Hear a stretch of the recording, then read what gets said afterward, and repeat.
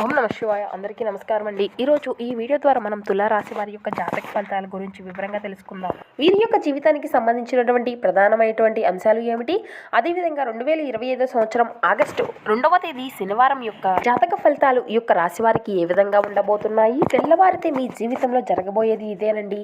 అంటే రేపటి రోజున మీ యొక్క జీవితంలో జరగబోయేటువంటి కొన్ని సంఘటనల గురించి తెలుసుకున్నారంటే మీరు అయితే ఖచ్చితంగా ఆశ్చర్యపోక తప్పదు. అలాగే మీ జీవితంలో ఒక దేవత యొక్క అనుగ్రహము అనేది ఉందండి. ఆ యొక్క దేవత ఎవరో అనేది తెలిస్తే మీరు అయితే ఖచ్చితంగా ఆశ్చర్యపోక తప్పదు. అయితే అసలు ఆ యొక్క దేవత ఎవరు, అదేవిధంగా మీ యొక్క జీవితంలో రేపటి రోజు ఎటువంటి శుభ అశుభ పరిణామాలు అనేవి చోటు చేసుకోబోతున్నాయి, అదేవిధంగా మీరు పాటించవలసినటువంటి పరిహారాలు ఏమిటి, ఇటువంటి పూర్తి అంశాలన్నీ కూడా ఇప్పుడు ఈ వీడియో ద్వారా వివరంగా తెలుసుకుందామండి. కాబట్టి ముందుగా ఒక చిన్న రిక్వెస్ట్ ఫ్రెండ్స్, మా వీడియో మీకు నచ్చినట్లయితే ఒక చిన్న లైక్ చేసి మమ్మల్ని సపోర్ట్ చేయడం మాత్రం అసలు మర్చిపోకండి. ఇక అదేవిధంగా కొత్తగా మా ఛానల్ని ఎవరైనా చూసినటువంటి వాళ్ళు ఉంటే మా ఛానల్ అయితే సబ్స్క్రైబ్ చేసుకొని మాకు కొంచెం సపోర్ట్ చేయండి. ఇక ముఖ్యంగా వివరాల్లోకి వస్తే కనుక తులారాశి అనేది రాశిచక్రంలోని 7వ రాశి. చిత్తా నక్షత్రం 3-4 పాదాలు, స్వాతి నక్షత్రం 1-2-3-4 పాదాలు, విశాఖ నక్షత్రం 1-2-3 పాదాలలో జన్మించిన వారు ఈ యొక్క తులారాశి పరిధిలోకి వస్తారు.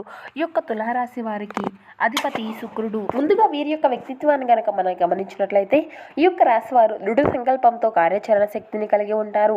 అనుకున్నది సాధించే వరకు పట్టుబిడవనటువంటి మనస్తత్వం కలవారై వీరు ఉంటారు. కార్యరంగంలో దూకుడుగా వ్యవహరిస్తారు.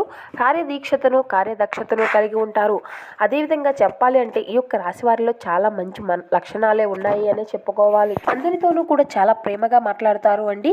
అబద్ధాలు చెప్పడం అంటే అసలు వీరికి ఇష్టం ఉండదు. అబద్ధాలు కూడా వీరు అసలు మాట్లాడరు అని ఉన్నది ఉన్నట్లుగా మాట్లాడతారండి. దానివల్ల ఏంటంటే వీరికి కొంతమంది అనేవారు దూరం అయిపోతూ ఉంటారు అనే చెప్పాలి. అయితే చెప్పాలి అంటే వీరు ఇప్పటి వరకు ఎన్నో కష్టాలను నష్టాలను ఎదుర్కొంటూ వచ్చారు అన్నమాట. వీరికి తెలివితేటలు కూడా చాలా ఎక్కువగా ఉంటాయండి.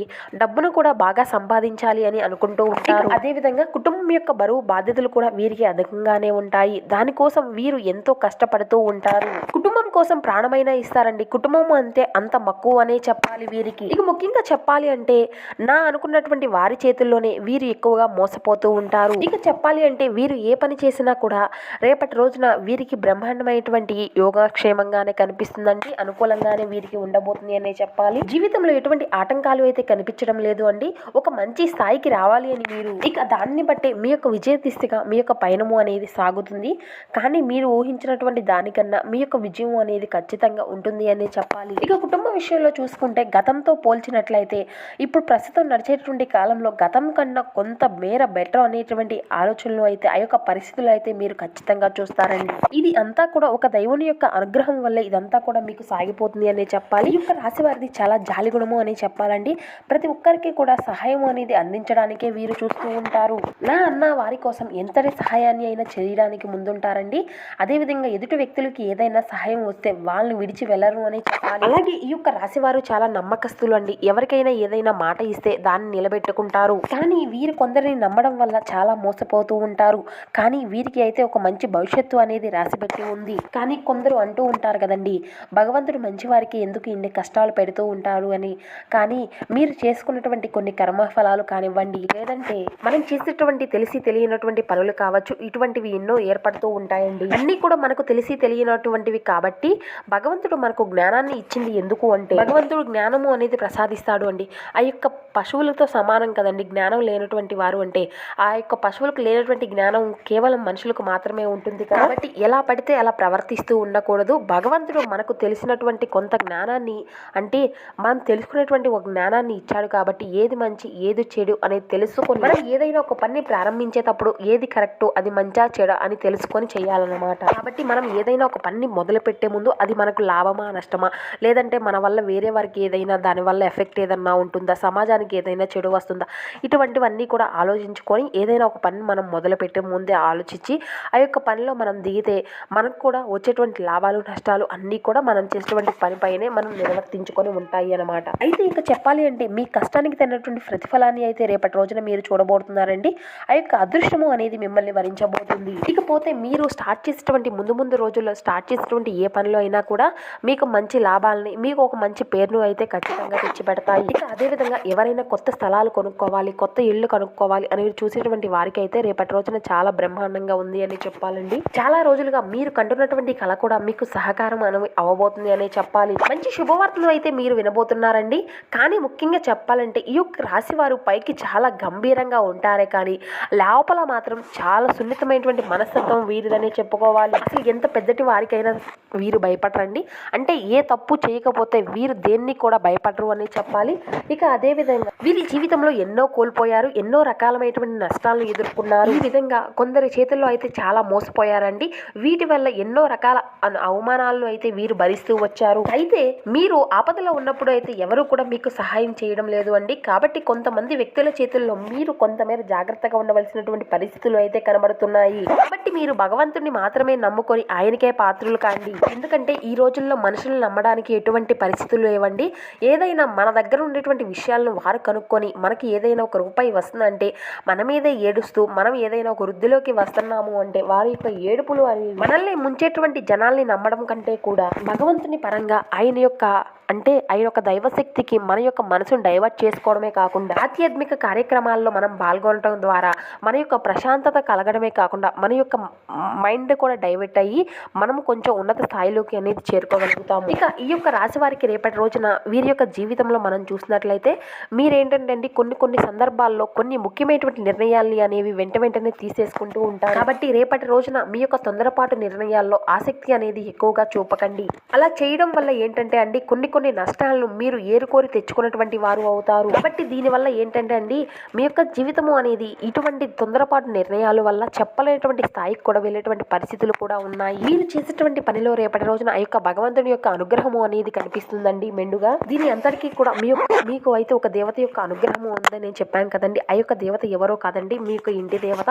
ఆ యొక్క దేవత ఎవరో కూడా మీ యొక్క పెద్దలను అడిగి మీరు తెలుసుకోండి. కాబట్టి మన యొక్క పూర్వీకుల నాటి మన యొక్క తాత ముత్తాతల నాటి పూజించినటువంటి దేవత కాబట్టి ఆ యొక్క దేవత మీ ఇంట్లో కొలువై ఉంటుంది అండి. ఆమె యొక్క అనుగ్రహం అనేది మనం పూజించినా కూడా ఎప్పుడూ కూడా ఒకేలాగా డిపెండ్ అయి ఉంటుందండి.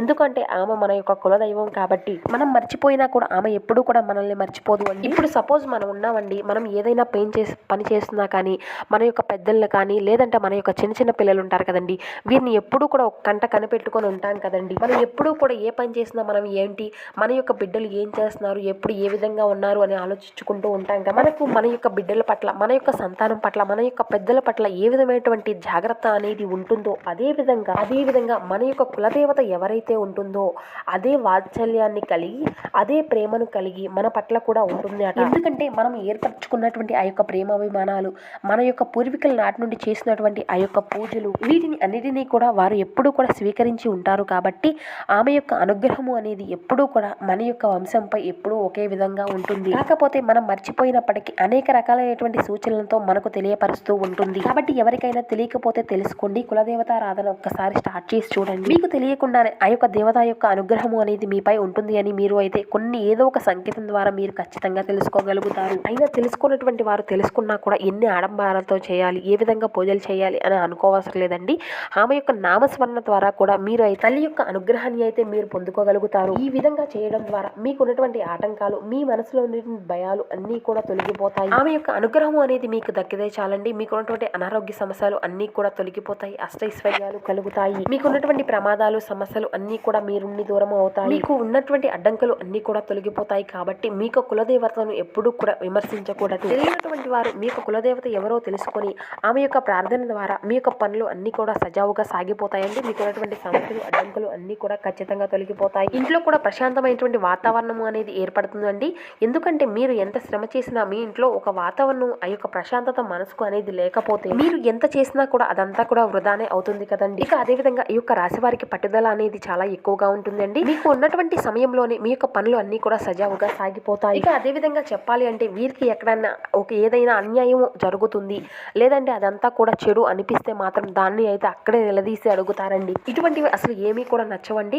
ఇకపోతే ఈ యొక్క రాశి వారు ఎప్పుడు కూడా ప్రశాంతంగా హ్యాపీగా ఉండడానికి ఇష్టపడుతూ ఉంటారు. ఎంత బాధ ఉన్నా కూడా సున్నితమైనటువంటి మనస్సు చాలా ప్రశాంతంగా ఉండడానికి ఇష్టపడుతూ ఉంటారు. కాబట్టి వీరికి ఎంత కోపం వచ్చినా కూడా అది అంతా కూడా కొంచెం సేపు అండి, తర్వాత చూస్తే చాలా మంచిగా ఉంటారు, అందరితోనే మామూలుగానే ఉంటారు అని చెప్పాలి. కానీ ఒక్కొక్క సిచ్యువేషన్లో వీరు నాకే ఎందుకు ఇన్ని కష్టాలు బాధలు అని అనుకుంటూ ఉంటారే కానీ వీరి యొక్క భవిష్యత్తు అనేది చాలా అందంగా ఉంటుంది. రేపటి రోజున మీకు అంతా కూడా అనుకూలంగా ఉంటుందండి. మీ యొక్క ప్రయాణాలు కూడా మీకు అంతా కూడా అనుకూలంగా మారుతాయి. ఇక అంతా కూడా శుభప్రదంగా ఉంటుందండి.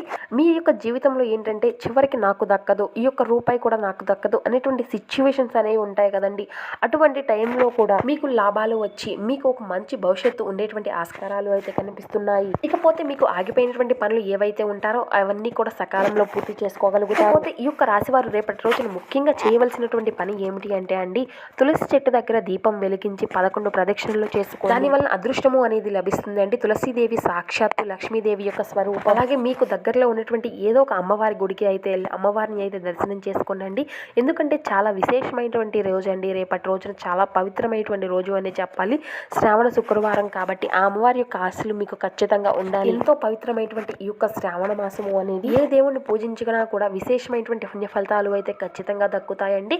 ఎందుకంటే ఈ యొక్క శ్రావణ మాసము అనేది ఎంతో పవిత్రమైనటువంటి మాసంగా పురాణాల్లో పేర్కొనబడింది. అదేవిధంగా శివారాధన మీకు ఎంతో మేలు చేస్తుందండి. విష్ణు సహస్రనామ పారాయణం చేయడం ద్వారా ఈ యొక్క మాసంలో ఎంతో విశేషత అయితే మీరు ఖచ్చితంగా పొందుకోగలుగుతారు. ఇక అదేవిధంగా ముఖ్యంగా చెప్పాలి అంటే ఇక మీకు ముందే చెప్పాం కదండి, మీ యొక్క కులదేవత ఎవరో తెలుసుకొని ఈ యొక్క కులదేవత ఆరాధన చేసుకోండి. ఖచ్చితంగా మీకు మేలుకరమైనటువంటి ఫలితాలను అయితే ఖచ్చితంగా చూడగలుగుతారు. ఇక అదేవిధంగా మీకున్నంతలో పేదలకు వృద్ధులకు దాన ధర్మాలు చేయండి. అపారమైనటువంటి పుణ్య ఫలితాన్ని అయితే మీరు పొందుకోగలుగుతారు.